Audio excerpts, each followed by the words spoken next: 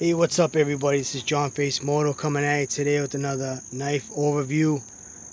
Today's knife is a survival knife, Harbor Freight purchase. This is a budget-friendly survival knife with some modifications done to improve the quality of the overall knife. It's a fairly large survival knife. Comes with a nylon sheath. Can also be upgraded if you like, easily upgraded. Stainless steel. The knife actually holds an edge fairly well. It's a little work. You got an overall length 14.5 inches from butt to point. Blade length is about 8 inches, just under, about 7 7/8. It's a pretty decent knife for the money. I believe this was like $8. It's got a nice grind on it. You got the saw back. It's got some good heft to it. Now the modifications that were done, which turned this $8 knife into a little higher quality knife, this is not a full tang knife. So this part here is held in with the set screw, which if this knife's used for actual like bushcrafting or in a survival situation, the blade comes loose fairly easily after a couple of whacks, splitting some wood or logs or something, or chopping. This blade will start coming loose because the set screw is just sitting in there. It's not Loctite. There's no Loctite on that from the factory. So one of the modifications to do for this knife is to disassemble this, take the set screw out, disassemble the blade. What I like to do is, for this particular one, I took a little alcohol and cleaned the inside where the blade sits, and I also cleaned the actual knife where the little tongue is that sits in here and gets held in by the set screw. Just took a little Scotch-Brite and some alcohol, gave it a once over, scarred it up a little bit so it has a tooth, so when you go to reset it in, it has something to grab onto a little bit better. And you got all the oil and stuff off from the manufacturing of the knife.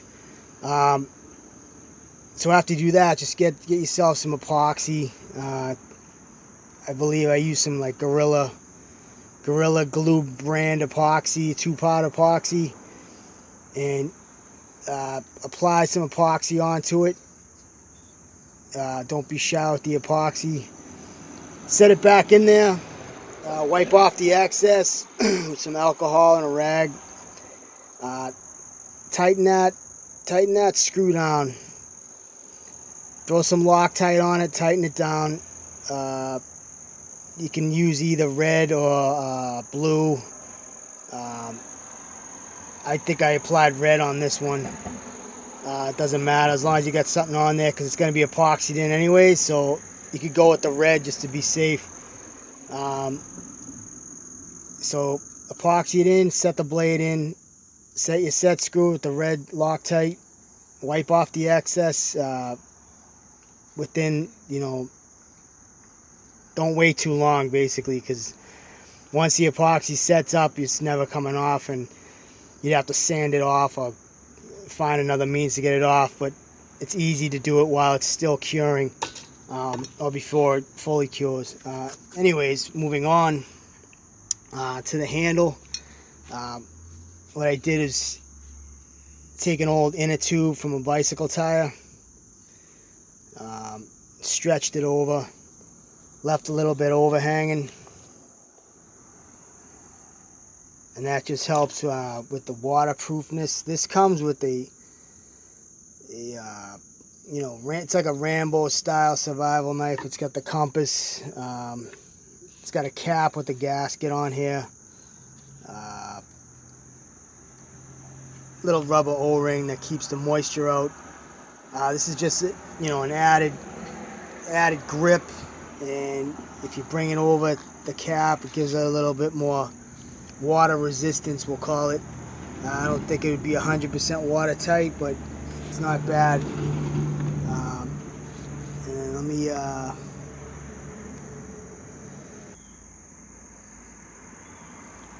then to gain access to the contents of the handle, you just roll down the rubber tire inner tube, exposing the cap. Just unscrew it,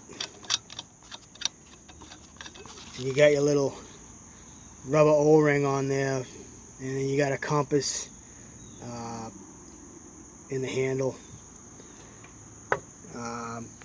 Inside, you got a little mini survival kit that it comes with. Comes with the kit, and you can obviously you can add your own items to the bag, or put a different size bag in there with whatever you want to carry. This comes with like matches, a fishing line, a needle, thread, a few buttons, but obviously you can stick anything you want in there, you know what I mean. You got a fairly large area that you can cram some stuff in there. But I mean, overall, I mean, it's not a bad knife. I mean, it was $8 to buy this knife. There's nothing wrong with this knife. I mean, there's a lot of reviews out there from other guys, you know, that beat the ever-living snot out of this knife, and you know, it's if you do the modifications that I did, I think this thing would take a pretty good beating. Is it the best knife in the world? Probably not. It's razor sharp, with a very, I mean, it came sharp anyways from the store, right out of the package. I honed it up a little bit on the stone. I mean, this thing is like, you could shave with this knife, no problem. But for the overall budget-friendly, you know, throw this in, you know, an extra knife for a go bag or a stash bag somewhere. It's you can't beat it. I mean, it's, why spend, you know, a couple $100 on a large survival knife when you can pick this thing up for $8, set it up how you want it, and just have an extra knife. So if you ever do need it in a survival situation, you got it. Put one in the car, put one in, you know, wherever, you know. So it's so cheap that why not buy like 10 of them. But that's my overall review on this knife. This one hasn't been beaten on, obviously. I think if it's just for a backup knife or an extra, it's not a bad deal. Obviously, the serious collectors out there kind of, you know, put their nose up to these knives and this and that, but for like your average Joe just looking for you know, a nice large knife, this isn't a bad option. And this was picked up at Harbor Freight. You can get other ones like this online. Everybody carries them, but just figured I'd give you a quick overview on it anyways. Won't even call it a review. But if you haven't already, please subscribe to the channel. If you can, give it a like, comment, and I'll get back to you as soon as I can. Have a good day. See you on the next one.